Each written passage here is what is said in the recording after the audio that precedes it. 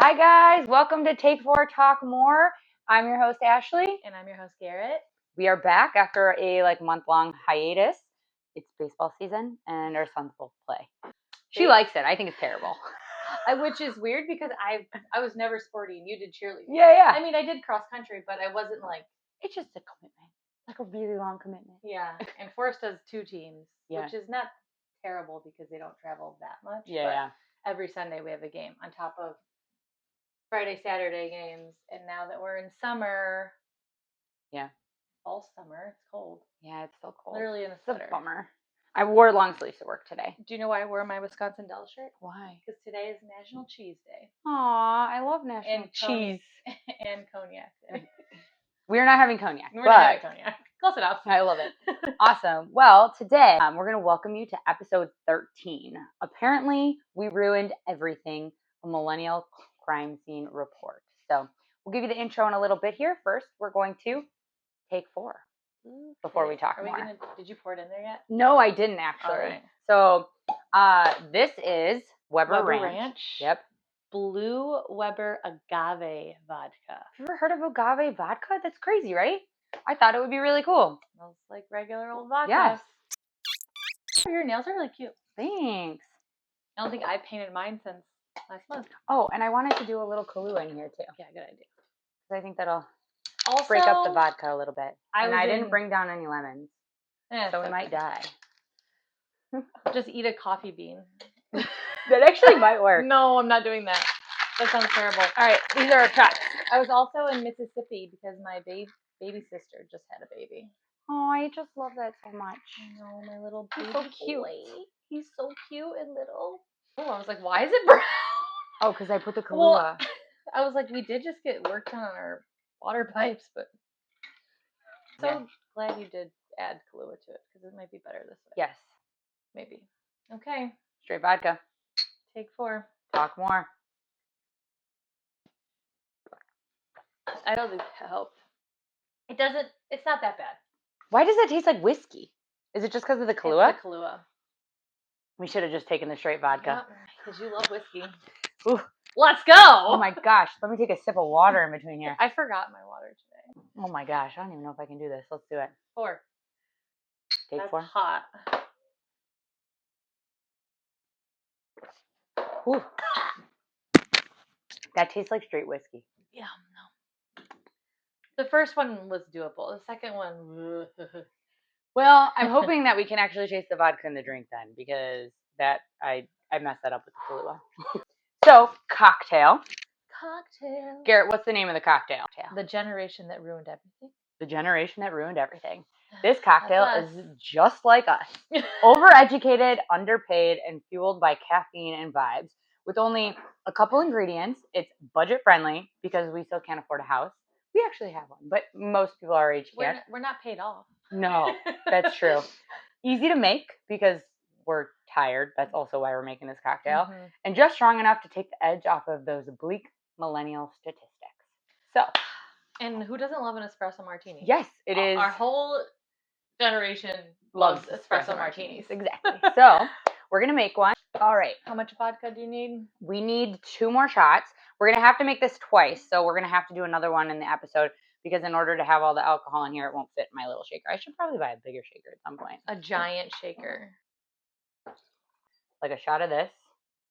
It says, and then 1 ounce of espresso. Stevia. Oh, yeah, we got stevia. So we don't do simple syrup.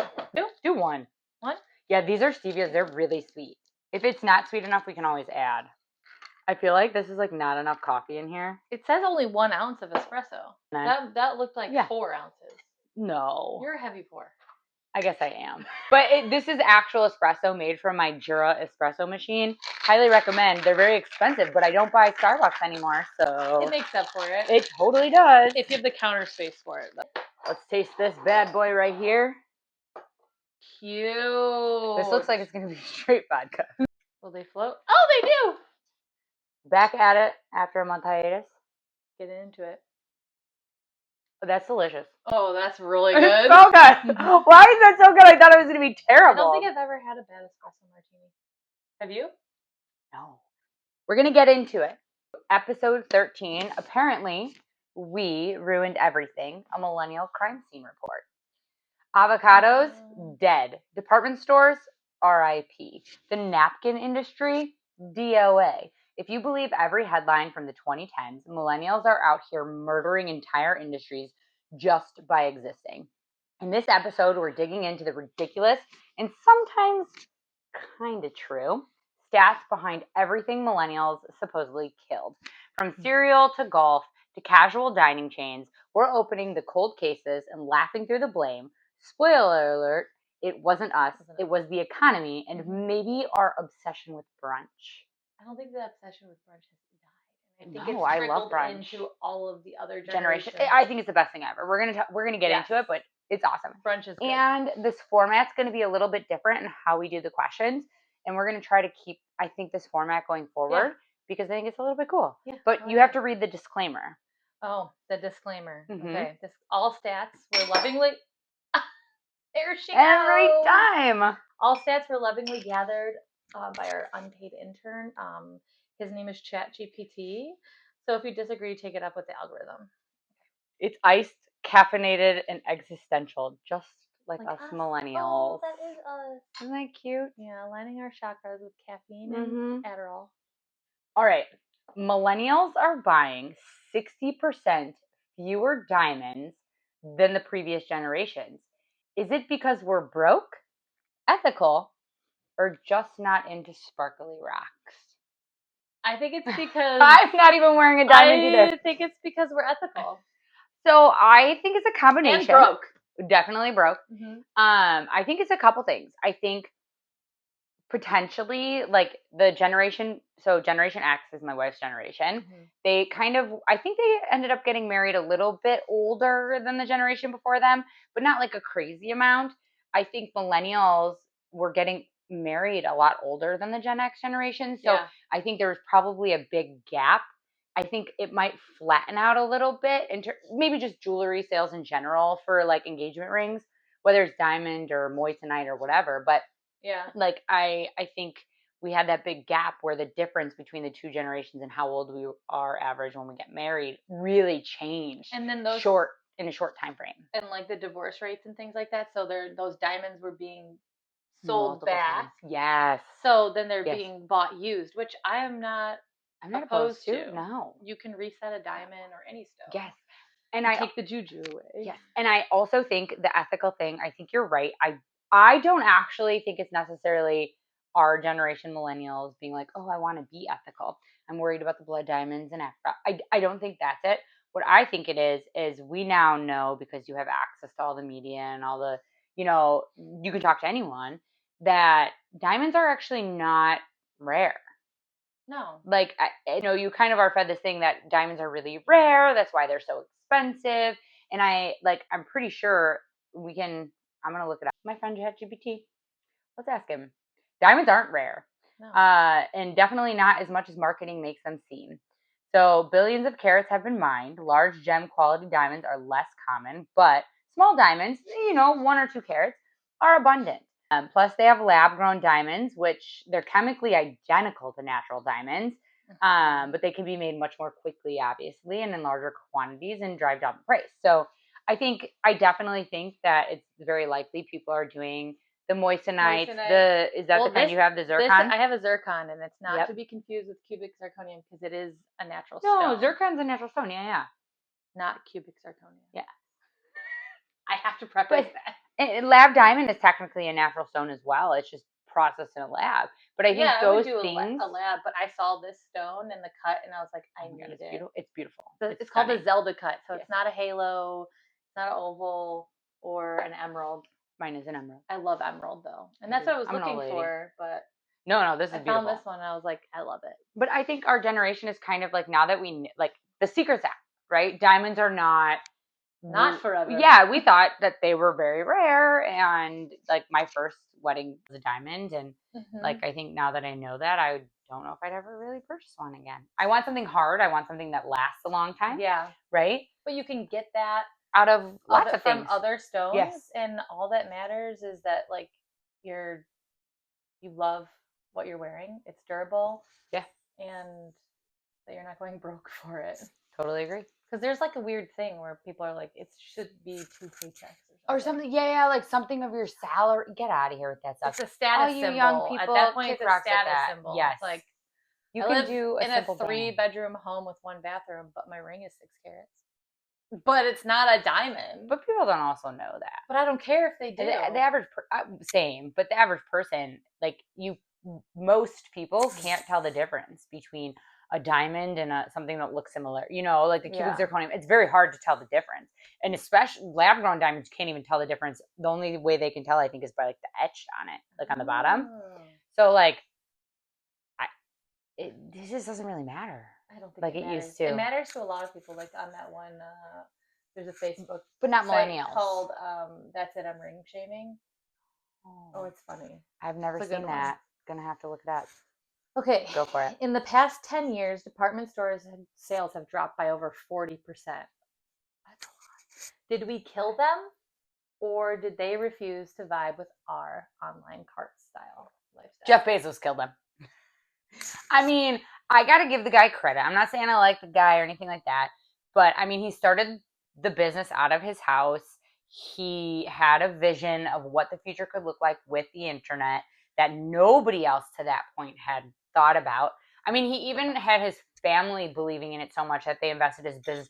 I'm pretty sure if you look it up, like his family's like all millionaires, maybe billionaires, just from investing small amounts of money in his business because he told them to and they believed in him. Mm-hmm. And I mean, if you believe it, you can achieve it. You can achieve it. And he achieved it. I mean, he single-handedly has brought down, I would tell you, probably 30 to 40% of all retailers. I love shopping online. I think we created so Gen X and the boomers, they created this like fast-moving situation that everyone has to live in, 2-parent household incomes, right? Mm-hmm. And it's like, of course, why wouldn't we love online shopping? And I think all the other stores were really slow to adjust to it. Yeah, and I get that it takes time to like do your inventory and put it online, and you have to pay for, your platforms and the shipping and all of that. But like the companies, you can see the companies that did go with it, like Kohl's and JCPenney and Old Navy, like those big department stores, probably didn't take that big of a hit because they went online. Well, they did, but I think they went too late. So they did take big hits. I think they did. They lost tons of market share. Fun fact, I worked for Target for many years on the supply chain side, and we had lost a lot of market share to Amazon. That's why we did entire overhauls to the stores and obviously to supply chain, started fulfilling online orders from the stores, which I think was really important to like their success now. I think the part of the problem is the supply chain. I mean, so they call it last mile delivery. So that's from whatever the end is to the customer's house.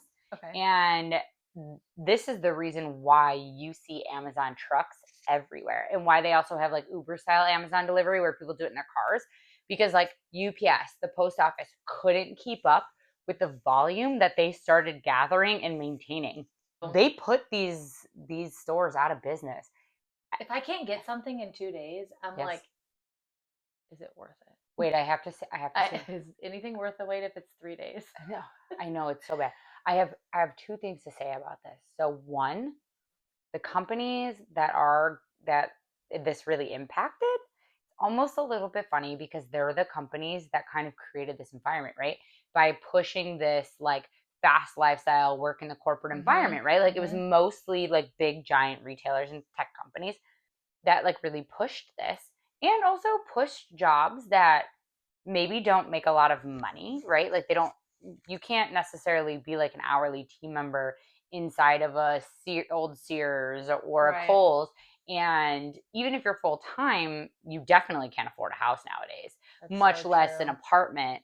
And so it's kind of like they did that to themselves. They push this really fast lifestyle. So people have to work to pay for things. And then now they can get the things faster without having to go there because they have to work. Saving on gas. Yep. I mean, what? Yep. It was kind of like a cyclical conundrum that they made. Especially with Amazon Fresh, like the grocery thing, and people can use their EBT money on it to get food delivered to their home. They're working. And I will say the only thing that I hate about the Amazon, what I would call the conundrum, is they've created this environment, especially for millennials, that we want things now, right? So very impatient. 4-hour delivery, 1-day delivery, 2-day delivery. But what that does to the workforce, I think people don't necessarily understand that supply chain implication, where this causes tons of jobs that need to be overnight. They need to be outside of working hours. And that's really, like, people wonder why, like, the birth rate's going down. Oh, I wonder why. A ton of our generation has to work from, 3 p.m. to 2 a.m. delivering or, loading orders for people, because in order to maintain a 24-hour or a 48-hour delivery, you have to have around the clock supply chain. Yeah. And so it's just, I think there are a lot more people also working off hours now. And I think that's tough for the family unit, things like that. I always say, I have a great idea, start a nighttime daycare like next to a distribution area. Yeah, that would be a good idea. Yeah, because there's no options for some of them. Like, yeah, I guess you're right. Like, there's so not. Sad. Yeah. And so I think, like, it has its good and its bad, right? Like, it's great because you can get stuff fast. It's convenient. I also think I don't spend as much money when I, like, shop, like, online because I'm not picking up something that's, like, on the end. Yeah, the end caps, or they get me. Yes. Or let me just browse the clearance section. Tell us what you guys think. We'd love to hear about what you guys think. Yeah. This one I think is kind of funny. Cereal sales have been falling steadily, down 17% since 2009. I feel like it should be more. Yeah, that should be way more. Right? Is it because there are no more toys inside, or because we just can't commit to milk in the morning? I don't know. I feel like we're making healthier options. My kids will prefer like fruit or fresh protein pancakes, or we do a lot of eggs. Muffin and eggs. We do a lot of eggs. Yeah. I think we all our parents specifically fell into this trap of heart healthy and good source of fiber and iron, and it was all a lie. It was all a lie. And I think now we have social media, and that's the millennial mom. I hope it falls more, honestly. Yes. They convinced our parents that this was a complete and healthy and cheap and easy breakfast, right? Because it takes 1 minute to pour a bowl of cereal. Arsenic. I mean Cheerios. It takes 10 minutes to make eggs on the stove. We do eggs in a cup, in a mug.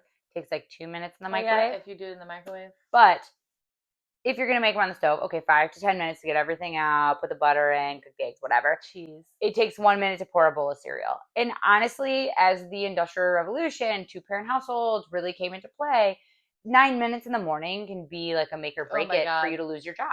For sure. Right? Yeah, I know there's some mornings like, I mean, I don't have to get up and go to work before and you gotta get after school. Well, after, that's what I'm saying. So it's like, it's not make or break for me, but I can imagine like having, like, for Eric, he couldn't. No, it's he's got to go. Like he gets up, gets himself ready, and has got to go. My job in the morning is to get them ready to go, but sometimes they don't want to get up and they don't want to eat. So, I do frozen pancakes. That's smart. Like the protein pancakes, I'll make a few of them and then freeze them, and then all I have to do is throw them in a pan with some butter, and the kids are happy to eat them in the car. But I think that's what a lot of people our age are doing now. I think that's like where the crunchy mom came from. Like, I definitely think it has a lot to do with marketing was really, really good for cereal until social media came along, and we were able to actually teach ourselves having a giant sugar dose. That's the same as eating an ice cream bar is probably not a great idea. That's also my excuse. Like the other morning, they did have ice cream for breakfast. It was the first day of summer break, and I was like, go for it. But sometimes I think it's warranted. We do things like that on like a Saturday and stuff too. Yeah, I think, but we had an entire, literally cereal was, my wife was raised by boomers. Sugar into your frosted flakes? And my wife literally had cereal like every single day for breakfast. Every single day. That's what was offered to me too, and I used to get really bad stomach aches after I would miss school. But that's because I found out I was like intolerant. Well, probably dairy and the 800 pounds of sugar that are in cereal. We don't know. We now have cereal because my wife loves it in my house for dessert. It is a good dessert. They have it after dinner, as like a late night like dessert. Ice cream. Yes, like Milk. Ice cream. And I think it's so funny because I think a lot of millennials probably do that because I think a lot of us love cereal because we grew up on it. But we also now know that like it's not something we should feed our kids at 8 o'clock in the morning. Yeah, no. Unless I guess there's a new brand called Magic Spoon. Oh yeah, that's like the keto $10 a box.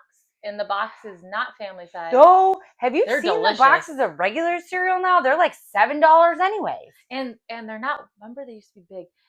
The family size ones, they're not as wide, but they're taller. Do you know what we call that? Shape shifting. Shrinkflation. Shrinkflation, where it looks like it's bigger, but it's actually all air. It's all the regular size. Skip the cereal. Yes. Go straight to the ice cream. Definitely. No, you might as well. If you're going to have ice cream. Okay. Go for it.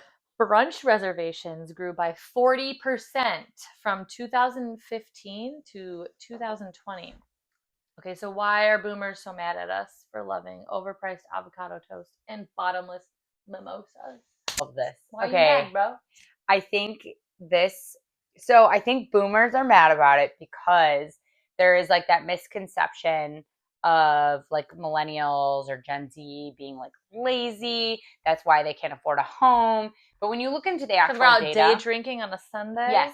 When you look into the data, we all know it's actually because the price of things that they consider luxuries like TVs in comparison to income nowadays are cheap. In comparison to income, to buy something like a computer or a TV nowadays is totally within the realm. If you make $20 an hour, you can do that. Back in, when the boomers were teenagers, probably some of those things weren't even made yet. So when they were young adults, you could not do that. Like on a regular steady income, you could not buy things like a television or a computer. That was considered a luxury item. It was very expensive, like buying a BMW. And here we are with our $1,000 iPhones. But the difference is the staple. So the things like food and groceries, rent or mortgage have exponentially grown. So when our grandparents, the boomers, when they were young and they were trying to buy a house in relation to the income, the average incomes during that time and the median incomes during that time, they were able to actually achieve that goal. Right. But now people who make the average income or the median income in most states cannot afford to buy a home, can barely afford rent, especially if you don't have a partner to share it with, right? And so I think this is a good one where they're brunching, so they're drinking and they're not eating breakfast. They're not getting up early. Their money away. They're partying their money away on avocado toast, and that's why they can't afford a house. Avocado's a good healthy fat, okay? Barbara, with your triple thick bacon in the morning. Just saying. You're not wrong. And everyone's mandatory orange juice full of sugar on the table. I don't know about you, but I like my mimosa like wafted with orange juice, like champagne, and then take the orange juice and go. Yeah. If I'm feeling like maybe a little splash, like just change the color a little bit. Oh, I love that. You're so right, though. I don't like to taste more orange juice than champagne. Do you remember like your first like brunch experience? Because it's saying like 2015 is when it became big, and we were already out of high school, and I remember like we were getting into married. getting into young adulthood, and like that was what we did, like with our friends. Went to brunch, and I loved it because coming out of, when we were first able to start drinking, we would party late, and then 2015, we were like, let's day drink instead. Yes. So then we could go home and wake up the next morning and go to work. Okay. So agree. Because we did work Mondays. Yeah. We'd brunch on Sundays. Or we would brunch after Saturday nights to recover. Yeah. So good. But I remember going to brunch feeling like almost the same amount of stress of like going out dancing. Yeah. You had to You're saying like get ready, yes. And go to a fancy place. We fucked that up. Fancy reservations. We should have made that more like wear your sweatpants. Even to this day, I go out to breakfast with my family, and when I see like a mimosa or a bloody on the menu, I'm like, I can do that here. There's nothing better than a bottomless mimosa or a bottomless bloody brunch. Hell yeah. It's literally nothing better. I need a good Bloody Mary, like a stacked one. Yeah. With all the snacks in it. Like, that's it. Send us Rex. Yeah. Where should we go? In Chicago area. Bloody Mary. Yes. Thank you. Millennials are twice as likely to prefer flexible work than previous generations. So, did we kill the 9 to 5 or just demand basic freedom? We demanded basic fucking freedom because we can do our jobs from what would they say 9 to 2. You know what I tell every company? You can outsource the fucking job, your team can be fucking remote. Yes. Seriously. 100%. If you can send the job overseas to somewhere where it's cheaper to pay their labor and then sell the good or service over here, then your team should be able to be at least remote or hybrid. And then you're, like giving people an opportunity to work where your company is. Nope, totally agree. If you look at the like boomer generation, right? We're talking millennials. You look at the boomer generation, they were mostly traditional households, I would say, right? Like stay-at-home mom and dad goes to work. Kind of like your households. A little bit. Their households are very cute, by the way. My husband does the dishes and he cooks most of the meals. Which the ones back then should have too. But 100%. Their wives didn't make them. Well, I don't make Eric. He grew up in a kitchen. So that's true. It's like his love language. I will also say, I think one income back then provided a different kind of life than one income does now. Do you know what I'm saying? Like, if the income is big enough to like put me on a boat for a third of the year, and then, I can like not eat out all the time. Yes, then I will do all the dishes. You guys like my purse? Oh, I do like it. It's the new bog bag. It's cute. I love it. Oh, I think that because of that, and then COVID happened and showed that flexible work arrangements really could work. They're so much more beneficial to the family life. That's exactly like what I was going at with like the daycare thing and whatnot, and that being so expensive. Like, you need flexible work, and you need to allow flexible work if you want to have good employees who are actually going to show up. And every day. Yes, 100%. Eric gets to work from home 3 out of the 5 days. Now, during COVID, obviously, it was full-time. And I think COVID gave companies the opportunity to say, like, oh, we could let our people work at home. And they're still working really hard. But now they're doing go back. They're, like, forcing them to come back. BlackRock. They own all the commercial real estate, and the commercial real estate is not filled because nobody's working from the commercial real estate. That's the big problem. We need to fight back. We can do it from home. I like the hybrid. I work hybrid now too. I wish I was 2 days a week. I'm 3 days a week in office, and I enjoy that. I like being with people. I also I wish there was some way we could use it as like if this is a hybrid type of company, then you can't outsource jobs. I think would be like preferable. That too. Yeah. But and I think that's part of why I don't really necessarily love the idea of remote, because I think that just gives corporations the bright idea to outsource everything. Sometimes that's also hard with like tech. Like if you're outsourcing everything, like you're leaving a lot of open doors to things. Like Eric has to go in and ensure everything. But my favorite part about him working from home is that, like, if he's working from home on Friday, like towards the end of the day and the kids are banging on the door, he could take his lunch break with the kids. And like, especially in the summer. We can bond more. Like, we're more connected than his family had the opportunity to when they were younger. I completely agree. I think for me, like 2 days a week I get to work from home, and it's nice because I get that time back. So the hour commute in the morning, hour and commute at night. And so I pick my kids up early so that they're in school and after school programs and daycare for really long hours, Tuesday, Wednesday, Thursday. Yeah. And so being able to do that on Mondays and Fridays, them being more of like a normal day with a kid that would have a stay-at-home mom. Yeah, 4 days. It's 2 out of the 5 days. I feel like this is a good compromise for us. And I love it. I don't know if I would really want to go back to work. If I had to, I obviously would, but I would prefer not to because of the time I get to spend with my kids. And our kids are only little for so long. They're going to grow up. And totally true. We're going to need to get out of the house. Yes. I get out of the house. To-dos. My busy seasons are after 4 p.m. Yes. from basically Friday through Sunday, all summer until the beginning of November. And then I'm locked in Yes. to being a housewife. Yes.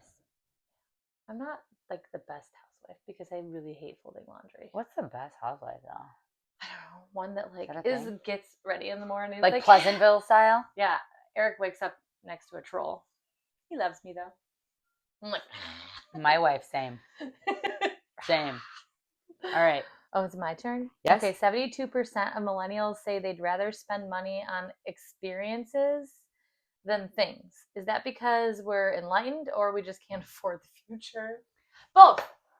50-50. I think it's or we don't think that spending all of our time investing into something we're not sure about is worth it. So I think it's twofold. Does that make sense? No, I think so. I think what you're getting at is like, for a long time, people were told, if you go to school, you'll get a good job, and when you have a good job, you can afford a house and you'll have a family. Like that is kind of like the 4-step road to a successful life. Well, then things like a home got really, really expensive, and consumer goods got cheaper. And so in terms of your salary, right? They are more expensive for any of you wondering, but cheaper in terms of your salary. And so I think, and I always say this all the time, that nobody in no economist or anything is looking forward to the fact that we have created now, I think 2, maybe even 3 generations that can't really buy a home. Most of them can. And then the entire economy is built on this consumerism, right? Buy. But what are you gonna buy if you got nowhere to put it? And that, I think, is why we're seeing this, because they have the social media and stuff to say, hey, you can travel. It's also not as scary because you see other people doing it. And I think, for Gen X and stuff, like when I met my wife, like she was scared to go somewhere new because you were like, oh my gosh, like, is it friendly? Like, we're Americans, you don't speak the language. But now you know that people can because you see it on social media. And then on top of that, you can't afford to buy a house. So what kind of furniture do you need? You might as well go on vacations. And seriously, for real, like, what good is a brand new couch? You can get couches anywhere. And if you have kids, just buy one, destroy it. 5 years later, I don't know, buy another one, I guess. But then there's like, I get so conflicted on that because I really do want things to last. Like, I want hardy furniture, and they're really expensive. Not the fast fashion, fast goods. Exactly. Like, it's hard because, like, even the hardy stuff is not. It's not good anymore. So we try to buy used as often as possible. My husband does not like the idea of buying a used couch, which is fair. I had a used couch for a long time, but I bought a leather used couch. We lived in an apartment building, and the people below us had bed bugs. So he trusts no one now. He's like, I'll buy a new one. But he's also like, we don't have a lot of money. So he's like not going to be okay with going to West Elm and buying the $13,000 leather couch. Let me get the recliner, baby. I think it's fair. We also don't have the space for it. But part of me is also like, who cares what our house looks like? Like, we're just, this is a temporary spot for us to sleep. Like, all of our memories aren't being made sitting on the couch or going to bed or brushing our teeth. Our memories are made exploring the world with our family or with your loved ones. She's also got me convinced too. She's like, who gives a shit? Just like, go out. And I'm like, you're right. It's time. Debt and money are both temporary. Just so we're clear, you have to have money to like survive for the most part, but also money's paper.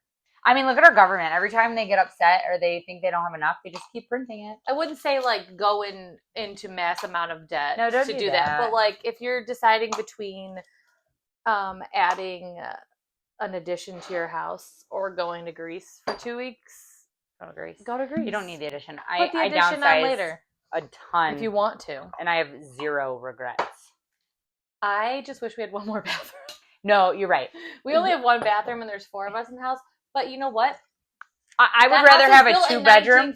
I would rather have a 2-bedroom, 2-bath than a 3-bedroom, 1-bath. Yeah. I really would, because the problem is when someone's in it, you have no option. I know. That's the only thing. But her house is also very cute. It's very nice. It's not that small. It's very nice. It's 1,000 square feet of adorableness. Yes. It's all you need. But it is. It's all we need. We wake up. Also, having a small house gets you out more. No, it's totally true. You're just like, what's there to do here? Nothing. Board games. Yes. Eat dinner, brush your teeth, go shower, go to bed, wake up, go explore. I almost got this in there. We like going outside too. Yes. It's funny. All right. I'm going to this one. Applebee's? No. Well, I can, I guess. No, yeah. No, I think we should. Chains like Applebee's and TGI Fridays have seen traffic drop up to 30%. Did we ghost casual dining because of taste or trauma? I think we ghosted chains like that because it was too expensive to go out.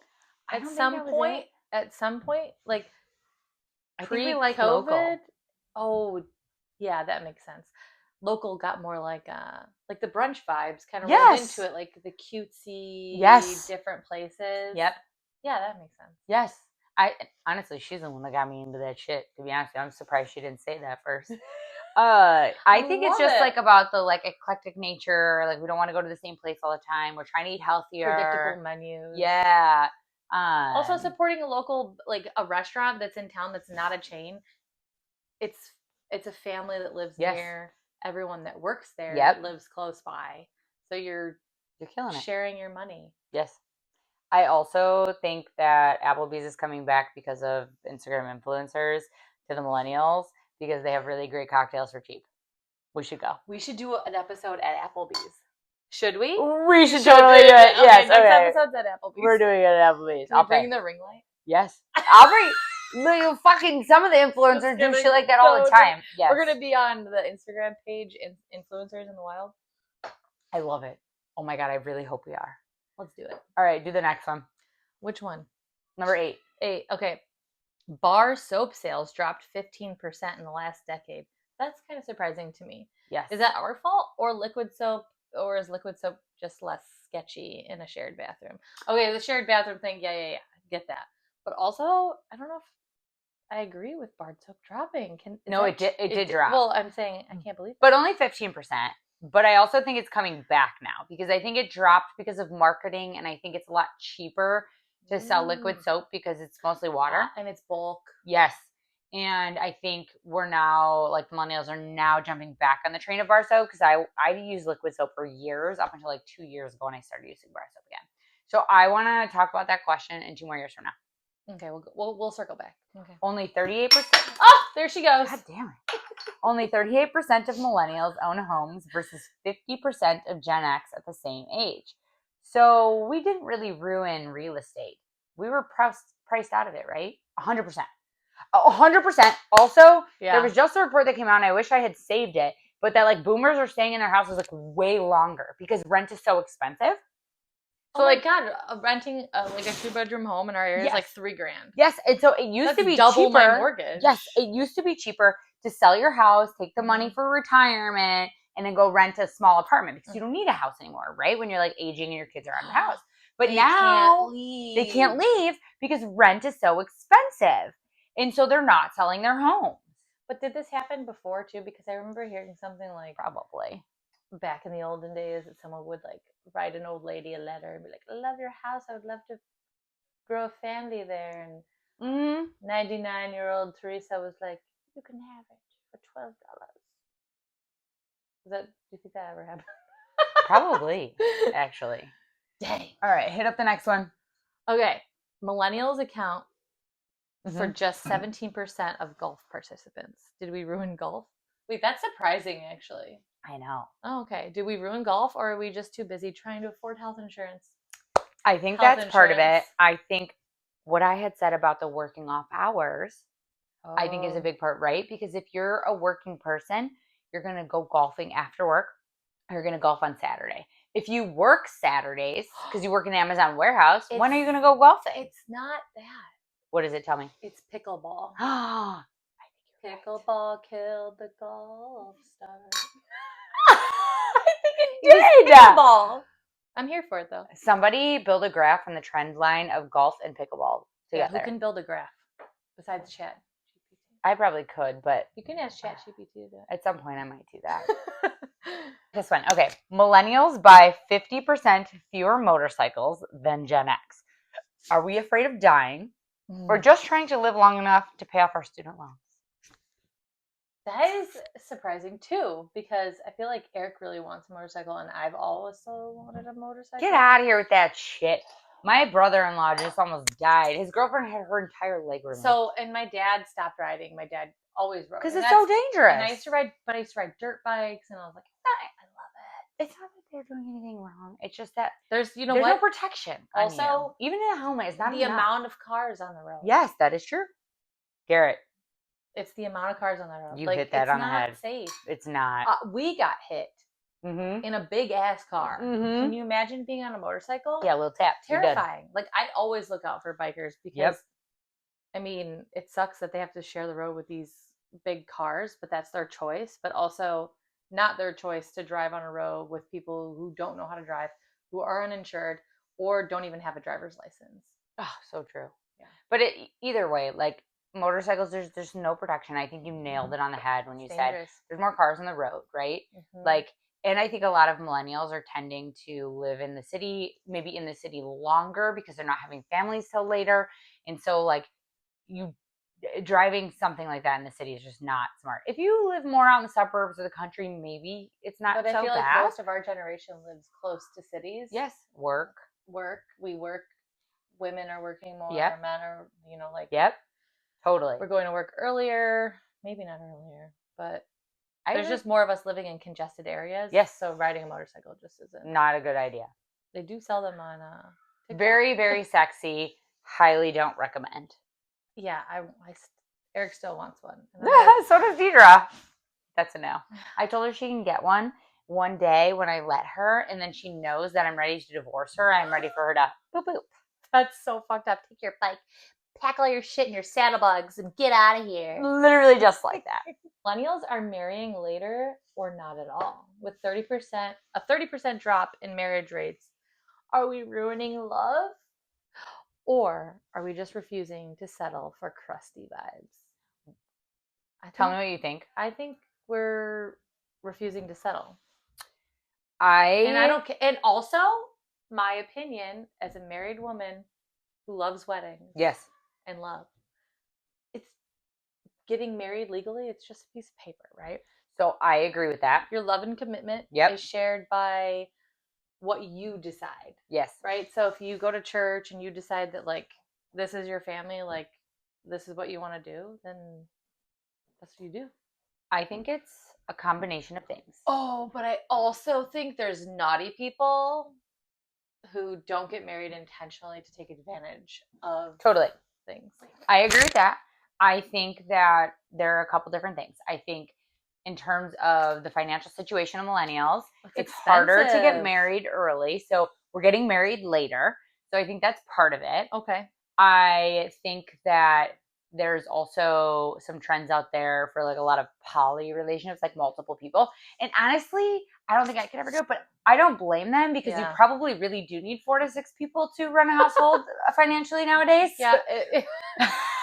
Like, I'm not joking. You need 4 incomes to own a home these days. Yeah.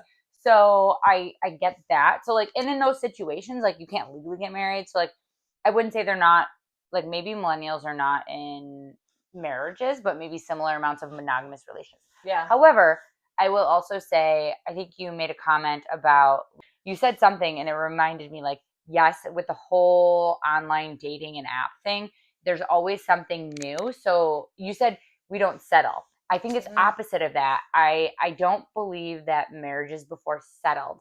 I think that... No, I don't think that they settled. I think that there's too many options now. Too many options that people are like, they're overstimulated. They think, like, there's always something better. I can swipe right. Oh, but this guy and this one but and it's this not woman. always greener. It's just not. But they don't know that. There's too much. Especially if you've never been married. Yeah, I think about it, like, Eric and I will talk about it all the time. We're like, oh my God, could you imagine having to go into the dating world now? Terrible idea. I mean, if I ever get divorced, I'm not saying that it will never happen, but let's say it does, I'm never getting married again. Not because I don't believe in marriage. I love it. I love my wife to death. but it's a lot of work, and it's not like simple, but it's also really, really beautiful. And I don't know that like I could do that again. I don't think I'll get divorced because of that. But I pulled this up because I wanted to point out that we might not be getting married as much, but our divorce rate is much lower. Right, because we're being sure. We're being very sure, like, because we're not doing it again. Because I know it's too expensive to do it again. Well, and then back in the day, like you would court, right? And either your families would arrange it to get you together, and you would trust your family. Yes. And I think now we're just more aware of like what we actually want, and we stand up for what we want, and we don't accept. Yep. He makes money. Yep. It should be this way, and then you end up in an abusive relationship, and you can't do anything. Think about it. Yep. No, totally agree. Trapped. Don't do that. Don't do that. Don't get trapped. But if you love somebody, I'm going to point this out. Doesn't matter how old you are. It doesn't matter financial situation. If you really do love them, go for it. But understand that after the honeymoon phase, it's not that simple. And especially if you want to have kids, it becomes more complicated. And you have to love that person enough to get through those hard times. Now, you get through those hard times, you have an amazing time. My in-laws have been married for 50 years. And they got through all that rough time, and now life obviously is much better for them, and it's easy and like back to, whatever happy-go-lucky thing you would see on TV, right? But there are moments in your life when you're married for 50 years that are really, really hard. And know that if you're going to make that decision, you have to be ready for those hard parts. To do it together. Forrest doesn't want to get married because he said, I don't want to get married ever because I don't want to share my money, and I don't want anyone to tell me what to do. He's going to have someone tell him what to do anyways, though. Wait till he hears about what a boss is. He said he said today, he's like, Mom, I think I'm going to go to college because they can't tell me what I want to be, right? I'm like, oh, no, he gets to pick. I'm like, you get to pick it, but they're kind of going to tell you how to do it. Yes. You know what Forrest should be? Forrest should go into firefighting. He'd be great at it. They don't make a lot of money. That's not true. Lies. That is not true. Depending on where you are. Well, yeah, I mean, where we live. I'm talking about close to the city. That sounds dangerous. I mean, it's definitely not the least dangerous job. He's going into tech. It's great benefits. So is IT. Super. Maybe. I'm not going to say that he won't, but I'm just saying Forrest is super active and very empathetic. And he's not like risk adverse. Like he would run into a burning building to save someone. There's no doubt about that. He would 100%. Yeah. I don't see Forrest sitting behind a desk. Oh no, absolutely fucking. Well, what's a check job, Garrett? Look at Eric. No, he was Forrest when he was little. Crazy, feral, all over the place. Maybe his family still can't believe that he sits at a desk. But you know what? Because his brain is going. I was say maybe. We'll see. Yeah, we'll come back in 15 years if YouTube is still around. My kid wants to work at 7-Eleven. I told him he's got to pick a different job. Forrest says he wants to own a restaurant, and I said that's fun, but a lot of work. I was like, yeah, that sounds like work that you want me to help you with, and I'm not doing that. No, though. I feel like he could be a hard worker. Owning a restaurant is a lot. But I'm saying I think that might be good for him. Yeah, it will keep him engaged. He also wants to sell animals, like Joe Exotic. You can see him doing that. I can see both of our kids running a completely illegal exotic animal ring together. Snakes all over your They're definitely entrepreneurs. There's no doubt about that. They're going to figure it out. Oh, yeah, they'll figure it out. These kids will and they could probably sell a snowman to someone in Antarctica. Somebody. Yes. Mm-hmm. Yeah. They'll convince you. Yeah. No, I think that's a good one. What's the next one? All right, I like this one. Number 17. Is it my turn? Yeah, it's your turn. Iron sales are down 38% since 2004. Is that because of wrinkle spray, or are we just embracing chaos? Chaos? Chic. Iron. Oh, like a iron. I am. This is like me. Do you and have all. An iron? No, hell no. I do. Listen, if it doesn't come out of the dryer, okay, it wasn't meant to be. So dry cleaning's dead too. If you ask me. I don't think so. Yeah, someone like Garrett really is into that. I'm not into dry cleaning, But I do know with all of these, I know a lot of single parents. Mm-hmm. And I know that, not that they're ironing, but they use the dry cleaning businesses to do their laundry. There's a laundry service. Wait, there's a laundry app. I see a girl on Instagram, and she does it out of her home. Hell you should totally do that. I hate laundry. Do you remember what I said like 12 minutes ago? I was just saying she's like a stay-at-home mom, and like she does it like throughout the day, and she just takes like so many clients. So she makes, I don't know, maybe $56 a day, but that adds up. Yeah, it's like, I think it's like $12 a load. Yeah, something like that. That I could totally see taking off. But like to press my suit, no.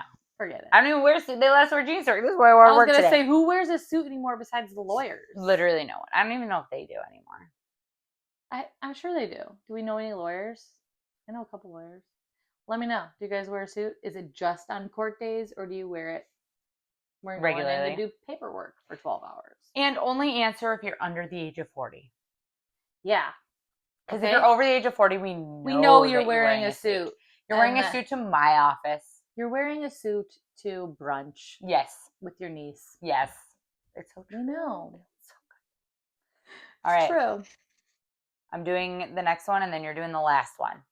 Over 60% of millennials don't have cable. Did we kill it? Or are streaming services just better? They're not better now. Literally, I used to minus the 9,000 subscriptions. It used to be. That's why I got rid of cable. But now they brought commercials back.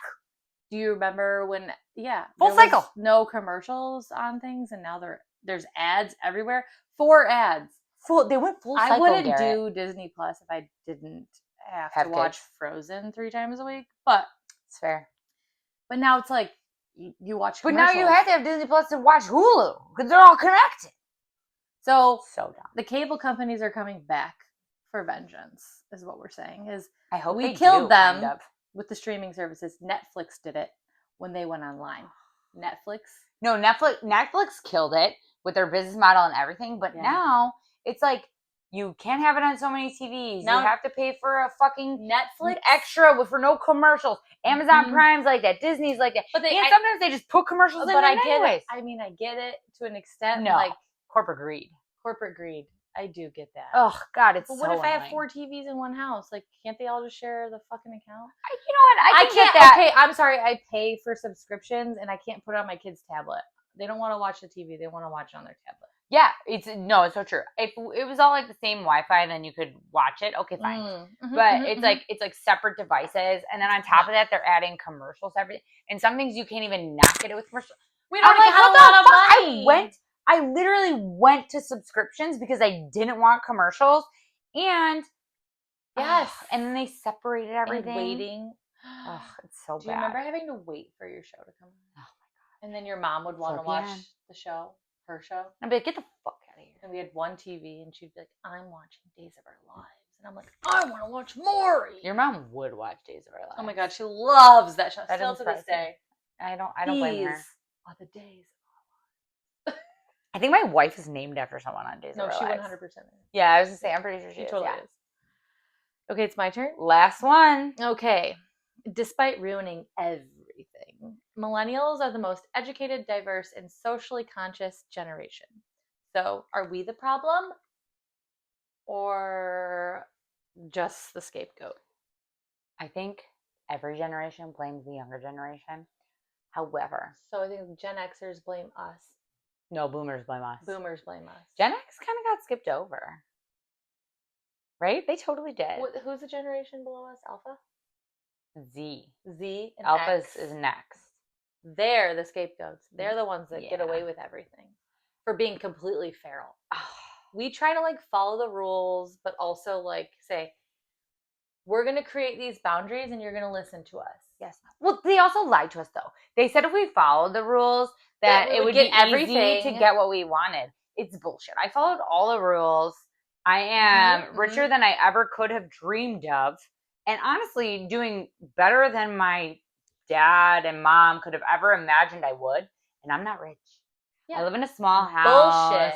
And I have a small yard. I just take a lot of vacations. Wait, ask ChatGPT what your position would pay in 1990. All right, let's do it. That's a good one, right? Yes. All right, I'm doing this right now. Where's MTV? Truth. Okay. So it would be 3.